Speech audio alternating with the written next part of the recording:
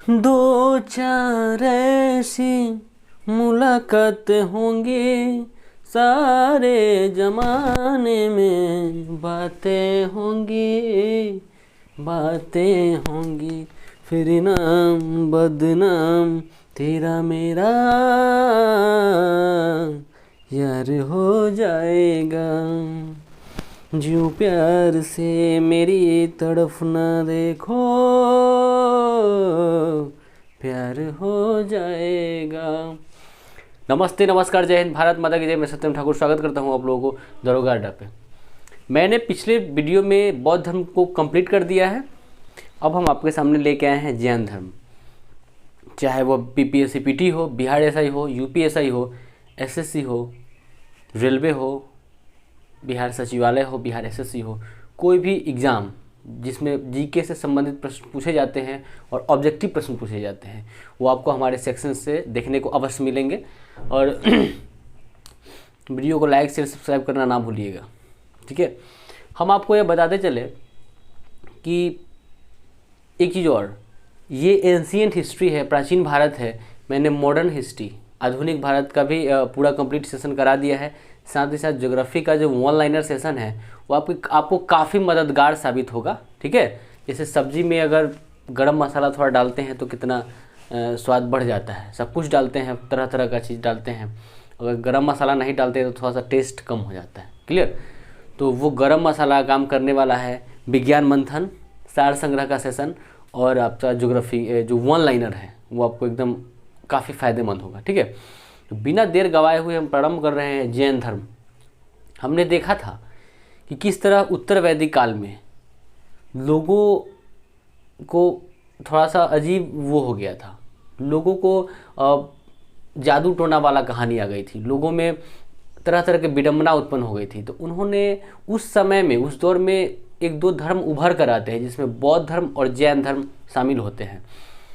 तो इसमें वो जादू टोना वाला कहानी नहीं था।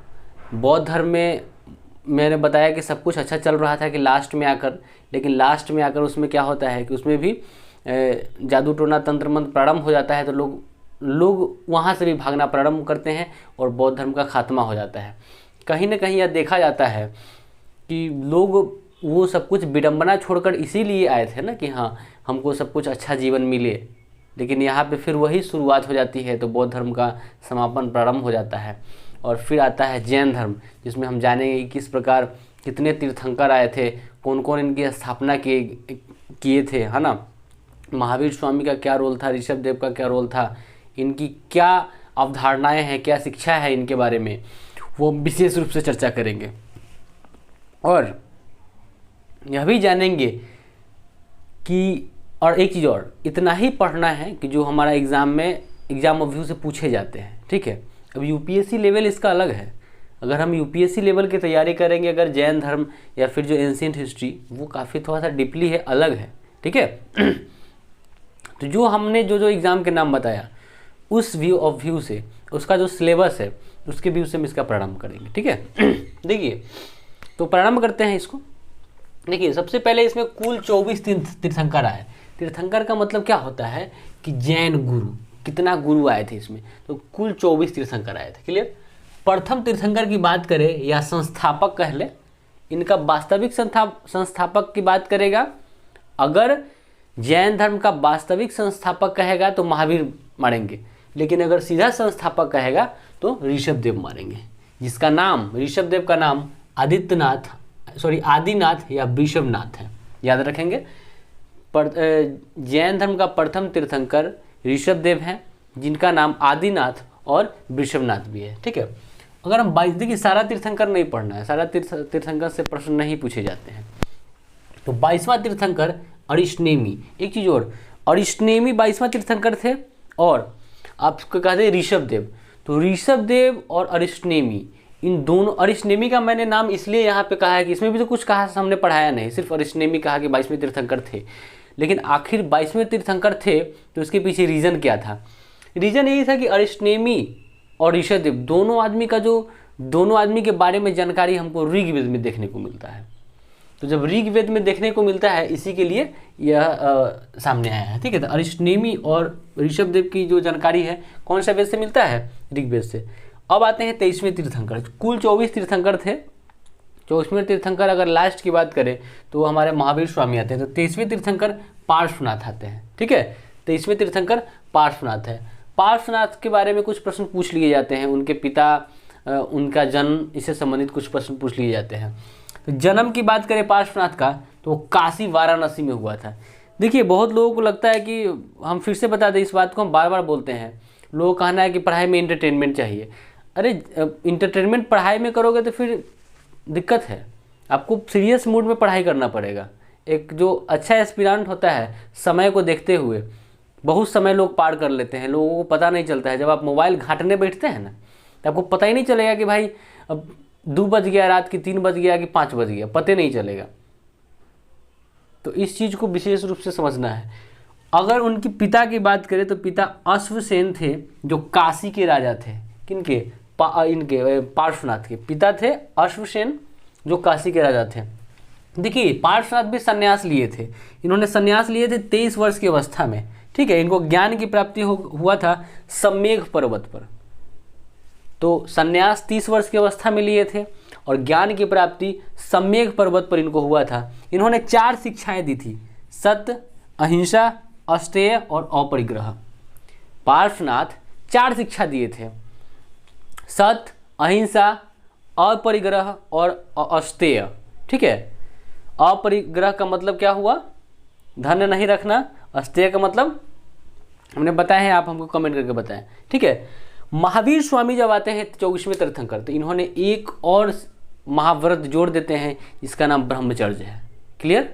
चलिए, महावीर आते हैं तो इन्होंने 5वां एक अगर बात कर ले, शिक्षा कह ले या फिर इसको महाव्रत कह ले, तो ये आ जाते हैं, ये ब्रह्मचर्य जुड़ जाता है 5वां। ठीक है, अब महावीर स्वामी के बारे में जानेंगे। ये 24वें और अंतिम तीर्थंकर थे। महावीर स्वामी 24वें और अंतिम तीर्थंकर थे और ये वास्तविक संस्थापक माने जाते हैं जैन धर्म के। इनका जन्म की बात कर ले तो जन्म इनका 540 या कहीं कहीं 599 दिया रहता है, तो जो ऑप्शन में रहेगा आप वही लगाएंगे। ठीक, जन्म की बात करें 540 BC या 599 BC इनका जन्म दिया गया है महावीर का। हुआ कहाँ था? कुंडग्राम वैशाली में। जन्म अगर इनकी बात करें तो कुंडग्राम वैशाली में इनका जन्म हुआ था महावीर स्वामी का। ठीक है, इनकी मृत्यु जो होती है वह 72 साल की उम्र में 468 ईसा पूर्व पावापुरी में हो जाता है। जन्म याद रखेंगे, जन्म 540 या 599 BC, किसी किसी बुक में 599 दिया हुआ है, तो हमने दोनों लिख दिया है। कुंडग्राम वैशाली में हुआ था। लेकिन मृत्यु की बात करें 468 BC पावापुरी में होता है। इनके पिता का नाम सिद्धार्थ था, जो कि कुंडग्राम ज्ञात्री कुल के मुखिया थे। महावीर स्वामी के पिताजी जो थे वो उनका नाम सिद्धार्थ था। ठीक है, और वो सिद्धार्थ जो थे महावीर स्वामी के पिताजी, वो कुंडग्राम ज्ञात्री कुल के मुखिया थे। माता जी उनकी थी त्रिशला, जो कि लिच्छवी के राजा चेटक की बहन थी। महावीर के माता जी त्रिशला थी, जो लिच्छवी के राजा चेटक की बहन थी। और साथ ही साथ बताते चले कि पत्नी उनकी थी यशोदा। पत्नी का नाम यशोदा था और उनका बचपन का नाम वर्धमान था।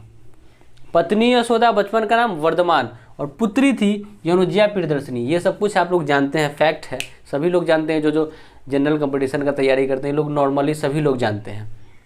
देखिए, पुत्री अनुज्या प्रियदर्शिनी थी, इसका विवाह हुआ था जमाली के साथ, और वह जमाली जो था वह पहला शिष्य बना था महावीर स्वामी का, जब इनको ज्ञान की प्राप्ति हो गया था तब। तो चलिए, अब हम बता दें आपको कि ये भी संन्यास ले लिए थे 30 वर्ष की अवस्था में। अपने बड़का भाई नंदीवर्धन से अनुमति लेकर, महावीर स्वामी के जो बड़े भाई थे नंदीवर्धन, उनसे यह अनुमति लिए कि अब हम गृह त्याग करेंगे और संन्यास लेंगे। तो 30 वर्ष की अवस्था में बड़े भाई नंदीवर्धन से इन्होंने आज्ञा लेकर और घर को त्याग दिया। ज्ञान की प्राप्ति की बात करें, इन्होंने 12 साल तक कठिन तपस्या किए थे। 12 वर्ष तक कठिन तपस्या के बाद जंभिक ग्राम साल वृक्ष के नीचे ऋजुपालिका नदी के बगल में इनको ज्ञान की प्राप्ति हुआ था। याद रखिएगा, ज्ञान की प्राप्ति की बात करें तो जंभिक ग्राम में साल वृक्ष के नीचे यजुपालिका नदी के किनारे और 12 वर्ष की अवस्था में इनको ज्ञान की प्राप्ति हुआ था। साल वृक्ष याद रखेंगे, ठीक है। देखिए महावीर को जब ज्ञान प्राप्ति हो गया ना तो इनको कैवल्य कहा गया, ठीक है। उस समय वो 42 साल के थे। जब महावीर स्वामी को जब ज्ञान की प्राप्ति हुआ उस समय ये 42 साल के थे और ज्ञान की प्राप्ति के बाद ये कहलाए, बहुत सारा इनका नाम हुआ। बचपन में तो इनका नाम वर्धमान ही था, तो ज्ञान की प्राप्ति के बाद वर्धमान को कहा जाने लगा कैवल्य, जीन, अरहत, निर्गर्थ और महावीर। तरह तरह के नाम इनके आए। सभी नाम का अलग अलग उसका अर्थ है सभी नामों का, ठीक है। इन्होंने कहे थे कि घर से जब निकलो, अपने शिक्षा जब दिए उस समय इन्होंने एक ही कपड़ा पहन कर निकले थे, साथ में कोई कपड़ा लेकर नहीं निकले थे। और 12 वर्ष तक एक ही कपड़ा अगर आप पहनते हैं तो वो फट जाएगा और हवा आने के साथ वो कपड़ा उड़ भी सकता है। तो यही हुआ, इनके सारे कपड़े फट गए थे, कपड़ा उड़ गया था, शरीर पे एक भी कपड़ा नहीं था। लोग महावीर स्वामी को पागल कहते थे और कोई आदमी ढेला चलाकर भी मार देता था, पत्थर कंकड़ से भी मार दिया करता था। तो महावीर स्वामी जो है इस रूप में 12 वर्ष की कठिन तपस्या में के बाद इन्होंने ज्ञान की प्राप्ति ली। इनका नाम जो है वर्धमान जो है, वर्धमान का जब ज्ञान की प्राप्ति हुआ तो बहुत सारा नाम आया, जैसे कैवल्य आया, साथ ही साथ जीन आया। जीन का मतलब विजेता होता है, ठीक है। जीन इनको कहा गया। ज्ञान प्राप्ति के बाद का नाम बता रहे हैं। महावीर भी कहा गया था, जीन भी कहा गया, जीन का मतलब विजेता होता है। अरहत भी कहा गया जिसका अर्थ योगी होता है।